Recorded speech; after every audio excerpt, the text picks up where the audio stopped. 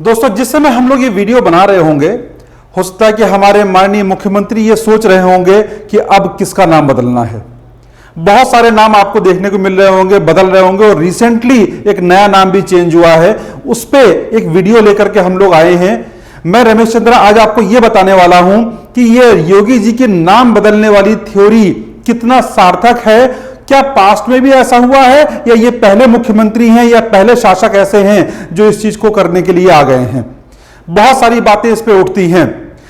इससे पहले हम देखें कि कौन कौन से नाम इन्होंने बदलने की कोशिश की और किस पे सफल रहे। तो इन्होंने ये इलाहाबाद को प्रयागराज में कन्वर्ट किया, फैजाबाद को इन्होंने अयोध्या में कन्वर्ट किया, और मुगल सराय को का नया नाम कन्वर्ट किया। और उसकी अपार सफलता के बाद अब इन्होंने पाया कि हम कुछ नया नाम बदल दें, और नया नाम क्या आ जाएगा, जो हमारा मुगल म्यूजियम बन रहा है उस मुगल म्यूजियम का नाम हम छत्रपति शिवाजी के नाम पे रख देते हैं। अब ये जो मुगल म्यूजियम का नाम इन्होंने छत्रपति शिवाजी के नाम पे रख दिया है, इसके पीछे रीजन क्या है। अगर कुछ दिन बाद अगर देखेंगे तो हो सकता है कि हमारा आपका नाम भी यहां पर बदलने की स्थिति बन जाए। कुछ दिन बाद ये भी मुझे बोले कि आज से तुम्हारा नाम रमेश चंद्रा की जगह रामचंद्र हो जाएगा। तैयार रहिए इस चीज के लिए भी। लेकिन अगर आप नोटिस करें तो ऐसा नहीं है कि ये पहले मुख्यमंत्री हैं या पहले शासक हैं जिन्होंने नाम बदलने की परंपरा को शुरू किया। इससे पहले भी पास्ट में हुआ है। 2012 में जब अखिलेश जी की गवर्नमेंट आई थी तो उस समय एक ही दिन में 8 जिलों का नाम बदल करके वापस पुराने नामों में रखा गया था।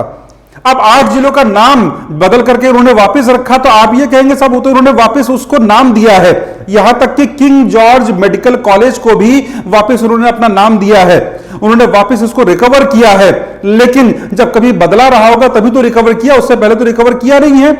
तो बीएसपी गवर्नमेंट ने अपने समय में 8 जिलों का नाम बदला था, और वो 8 जिलों का नाम जो है वो बाद में जाकर के अखिलेश सरकार ने फिर से चेंज किया।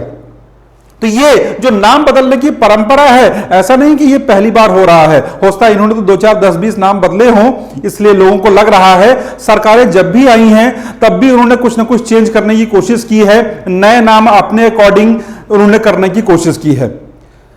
अगर आप देखें इससे पहले पूरे इंडिया में अगर आप चेक करेंगे तो ऐसा नहीं कि सिर्फ बीजेपी गवर्नमेंट है या कोई और गवर्नमेंट है वो सिर्फ नाम चेंज कर रही है। मैं इसको इस वीडियो में किसी एक पार्टी का फेवर नहीं कर रहा हूं, मैं सिर्फ आपको जो सच्चाई है उससे रूबरू करा रहा हूं कि सत्यता क्या है। कि अगर आप नोटिस करेंगे तो पूरे इंडिया में अगर आप देखेंगे तो 1948 के कानपुर से लेकर के और अब तक ना जाने कितनी जगहों के नाम बदल चुके हैं, जिसमें बड़े सिटीज के नाम भी हैं। कोलकाता है, चेन्नई है, पौंडीचेरी है, हुबली है, वडोदरा है, गुरुग्राम है, मुंबई है, विजयपुरा है, इसके अलावा मंगलुरु है। बहुत सारे ऐसे नाम हैं जिसको कि पास्ट में चेंज किया जाता रहा है। तो नाम बदलने की नीति ये कुछ नई नहीं है, ये बहुत सालों से चली आती रही है। और इसमें आप नोटिस कर रहे होंगे, ये इमेज को मैंने गूगल से ही डाउनलोड किया हुआ है। बहुत सारे ऐसे हैं जो कांग्रेस के रिज्यूम में हुए हैं। मैंने इससे पहले आपको बताया कि अखिलेश जी ने वापस नाम को चेंज किया। इससे पहले बीएसपी ने कुछ नामों को नया बना करके वहां पर दिया था। बहुत सारे डिस्ट्रिक्ट, 8 डिस्ट्रिक्ट के नाम उन्होंने चेंज किए थे। तो यह परंपरा चली आती रही है। इस परंपरा के पीछे कारण क्या हो सकता है? क्यों लोग नाम चेंज करने की कोशिश करते हैं? क्यों चीजें बदलती हैं? अगर आप नोटिस करें तो पिछली सरकारों में तो स्थितियां कुछ ऐसी थी कि किसी और का नंबर ही नहीं आता था। पिछले 70 सालों से अगर आप नोटिस करेंगे तो आप पाएंगे कि Indira Gandhi wild life sanctuary से लेकर के इंदिरा गांधी अंतरराष्ट्रीय हवाई अड्डे तक सब कुछ ऑलमोस्ट इसी नाम पे हुआ करता था। अगर आप नोटिस करेंगे तो जवाहरलाल नेहरू स्टेडियम से लेकर के राजीव गांधी खेल रत्न तक पूरी एक फैमिली के नाम पे हुआ करता था। यह क्रिटिसिज्म नहीं है, इसके पीछे एक थ्योरी है। वो थ्योरी को समझने की जरूरत है कि जो भी शासक आएगा, जो भी सरकार आएगी, वो सरकार इन प्रयासों को करेगी जरूर। करने के पीछे एक लॉजिक है। लॉजिक क्या है? Documentation of the things. आप किसी भी चीज का डॉक्यूमेंटेशन करना चाहते हैं, आप भी करना चाहते हैं। आप फेसबुक पे लिखते हैं, 2 साल बाद फेसबुक आपको दिखाता है कि 2 साल पहले आपने ये चीज लिखी थी, 3 साल पहले आपने ये इमेज डाली थी। तो वो डॉक्यूमेंटेशन आप करते हैं, आप डायरी लिखते हैं। आप मूर्तियां बनवाते हैं, ये सब क्या है? ये हिस्ट्री के लिए एक डॉक्यूमेंटेशन है, जो एक परंपरा रही है, आज से नहीं है, हमेशा से है। सही है, ये गलत है, ये पब्लिक डिसाइड करेगी। हम डिसाइड करने वाले कोई नहीं है कि ये सही होने वाला है या गलत होने वाला है, लेकिन डॉक्यूमेंटेशन हमेशा से होता रहा है।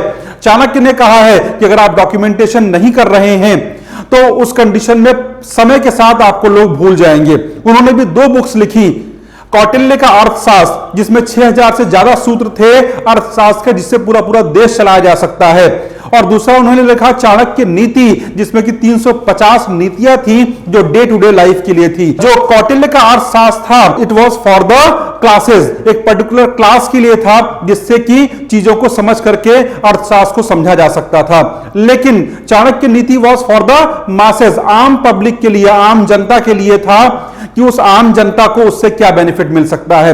उसमें उन्होंने कहा कि डॉक्यूमेंटेशन बहुत इंपॉर्टेंट पार्ट है, डॉक्यूमेंटेशन बहुत जरूरी चीज है, डॉक्यूमेंटेशन ही आपको हिस्ट्री में बनाए रखेगा। आज से 100 साल बाद जब आपको पूछा जाएगा कि आप कौन थे, वो डॉक्यूमेंट आपका प्रूफ होगा कि आप कौन थे और क्यों आपका एग्जिस्टेंस था। आप करते क्या हैं? आप छोटे छोटे पिलर्स बनवाते हैं। आप किसी गांव में अगर एंटर करेंगे तो आप देखेंगे कि बड़ा सा पिलर वहां पर बना होता है। आप मूर्तियां बनवाते हैं। आप अगर किसी चीज का इनॉग्रेशन करते हैं, स्कूल खोलते हैं, तो वहां पर पत्थर लगवाते हैं। ये सारे क्या हैं? डॉक्यूमेंटेशन का एक पार्ट है। ये डॉक्यूमेंट करके पूरे पूरे पिलर में बनवाने में जो भी खर्चा आया होगा, हो सकता है कि 10-20 दिन किसी घर का खर्च चल सकता था। आप कहें साहब इससे कोई जरूरत नहीं है, लेकिन ये प्रूफ है कि कोई शहीद है और किसी पर्टिकुलर गांव का है, तो उस शहीद के नाम पर एक पत्थर लगवाया जाता है, उस शहीद के नाम पर एक स्मारक बनवाया जाता है, ताकि भविष्य में भी लोग उसको याद रख पाए, नाम को भूल ना जाए। तो this is called documentation of the things. तो सरकारें कोई भी हो, वो हमेशा डॉक्यूमेंटेशन के फेवर में रहती हैं और अपने डॉक्यूमेंटेशन को कंप्लीट करने के लिए, चीजों को बनाए रखने के लिए नाम बदलने की परंपरा बनी रहती है। अब मैं अगर आपसे पूछूं, हिंदुस्तान के लिए कहा जाता है कि हिंदुस्तान हमारा सोने की चिड़िया हुआ करता था। अब ये सोने की चिड़िया जो हुआ करता था, कब और किन परिस्थितियों में हुआ करता था? हम कहते थे कि हम गोल्डन बर्ड थे। अगर गोल्डन बर्ड थे, क्यों थे? इस पे बहुत सारी चीजें हैं, आप समझ सकते हैं। लेकिन अगर मैं आपसे पूछूं कि कब थे, किस पीरियड को, अगर आप बड़े पीरियड्स की बात करेंगे, छोटे छोटे बहुत सारे टाइम, हिस्ट्री में बहुत सारे टाइम आपके पास आए हैं, बहुत सारे शासकों ने राज किया है, लेकिन जो मेजर पार्ट था, जिसमें बड़ा पार्ट जो इंडिया में लोगों ने रूल किया, वो मौर्य पीरियड था, मुगल पीरियड था और ब्रिटिश पीरियड था। तो अगर आपसे पूछा जाए कि आप किस बेस पर, किस बिहाफ पर भारत को सोने की चिड़िया कहा करते थे, तो हमारी वो जेंट्री, वो अभी की जनरेशन जो राष्ट्रगान भी ठीक से नहीं याद कर पाती है, ये नहीं पता होता है कि राष्ट्रगान को कैसे गाया जाता है, किसने लिखा है, राष्ट्रगीत क्या है, तो वो कैसे ये याद रख पाएगी कि पास्ट में हमारी हिस्ट्री क्या हुआ करती थी, एक्चुअली हमारी हिस्ट्री क्या हुआ करती थी। मैं यहां पर आपको एक छोटा सा एग्जांपल देकर के याद दिलाना चाहूंगा कि डॉक्यूमेंटेशन क्यों जरूरी होता है और गवर्नमेंट्स क्यों इस चीज के ऊपर काम करती हैं। ये मौर्य एम्पायर है। आपको ताज्जुब होगा ये जानकर के भारत के इतिहास में, पूरे हिस्ट्री में आज तक का सबसे बड़ा एरिया मौर्य एम्पायर का था। 50 लाख स्क्वायर किलोमीटर एरिया में पूरा भारत फैला हुआ था इस दौरान, और 322 बीसी में यह एग्जिस्ट करता था। 2340 ईयर्स पहले यह एम्पायर हुआ करता था। आज तक का सबसे बड़ा रिकॉर्ड है कि भारत का पूरा शासन काल में जितने भी शासक आए हैं, इससे बड़ा शासन कहीं पर भी नहीं रहा है। आप देख सकते हैं कहां तक हमारा राज्य फैला हुआ था। दूसरा जो पार्ट है वो हमारा मुगल एम्परर का है, मुगल काल का है, और मुगल काल जो आपको 1526 एडी में था, आज से 492 साल पहले हुआ करता था, और वो 40 लाख स्क्वायर किलोमीटर में फैला हुआ था। This was the third largest, second was the British Empire, जिसने इंडिया पे राज किया था। हम ब्रिटिश एम्पायर पे नहीं जा रहे हैं। हम अगर कंपेयर करें, ये 2000 साल के बीच का गैप है, मौर्य एम्पायर और मुगल एम्पायर के बीच में 2000 साल का गैप है। लेकिन उस 2000 साल में भी आप अगर भारत को डिफाइन करेंगे कि सोने की चिड़िया किसको कैसे कहें और किस काल को हम सोने की चिड़िया भारत का कहेंगे, तो उसके लिए हम कुछ फैक्ट्स पे जाते हैं। अगर आप पहला फैक्ट यहां पर देखें कि कितने एरिया में फैला हुआ था, तो 10 लाख स्क्वायर किलोमीटर का डिफरेंस है मौर्य एम्पायर में और आपके मुगल एम्पायर में। अगर पॉपुलेशन की बात करें तो मौर्य पीरियड में 5 to 6 करोड़ की पॉपुलेशन थी। ऑब्वियस ही बात है, बहुत पुराना पीरियड था तो जनसंख्या कम रही होगी, लेकिन ये 30% ऑफ द वर्ल्ड पॉपुलेशन थी। पूरे वर्ल्ड की 30% पॉपुलेशन यहां पर रहती थी, जबकि मुगल पीरियड में 15.84 करोड़ की पॉपुलेशन यहां पर रहती थी और ये 25% ऑफ द वर्ल्ड पॉपुलेशन थी। दैट मींस यहां पर आप देखते हैं कि ज्यादा लोग किस पीरियड में रहते थे, मुगल पीरियड में। हम अगर बात करते हैं जीडीपी की, मैक्सिमम टाइम किसी भी कंट्री का, किसी भी देश काल का जीडीपी ये डिसाइड करता है कि देश रिच था या पुअर कंडीशन में था। हम जीडीपी के बेस पे अपने भारत को सोने की चिड़िया डिफाइन किया करते थे। मौर्य पीरियड में पूरे दुनिया की 33% हमारा शेयर हुआ करता था जीडीपी में, और पर कैपिटा इनकम हमारी हुआ करती थी 450। वही मुगल काल में हमारा जीडीपी का शेयर था 24% और 550 पर कैपिटा इनकम हुआ करती थी। इससे आप ये डिसाइड कर सकते हैं कि एरिया वाइज हम कहां पर बेटर थे, और आप ये डिसाइड कर सकते हैं कि जीडीपी का रोल हमारा कहां पर ज्यादा था।